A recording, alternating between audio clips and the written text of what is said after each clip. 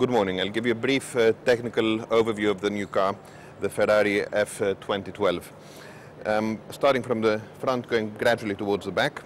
The front of the car, the front wing, is based on the wing we introduced towards the latter part of last season, but we have worked to further improve the vertical flows that go towards the back of the car. Much talked about is the nose of this car. This is actually very much influenced by the new regulations. The part of the chassis here we've tried to keep as high as possible because it's better for aerodynamics, but there's a new regulation which limits the height of this area to what we've actually chosen. So that actually forces us to have this rather ungainly step, but we find it's got no negative aspect aerodynamically, but it improves the flow towards the low part of the car.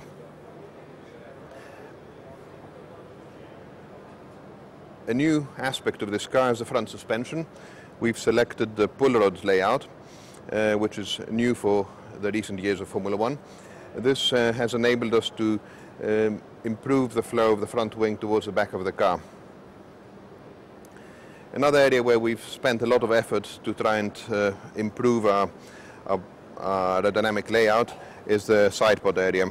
We've had to make much more aggressive and difficult and challenging to pass lateral crash structures, and this has enabled us to totally revisit the area of turning vanes and the winglets in front of the side pod, and therefore we have gained aerodynamically in that aspect.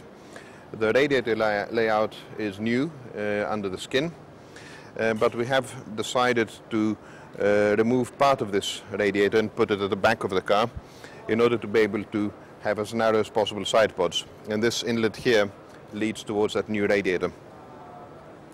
The regulations have made us change the exhausts compared to what we had last year. So the low exhaust we had in the last season are not allowed anymore. We've had to therefore mount exhausts which are higher, and this layout here is the result of this work. We have therefore needed to have a reasonably wide side pods at the top, at the upper part, because that improves the exhaust flow towards the back of the car, whereas the low part of the side pods and the coke panels is much narrower than the previous years. We've been able to do that through a very careful repackaging of all the mechanical components under the skin.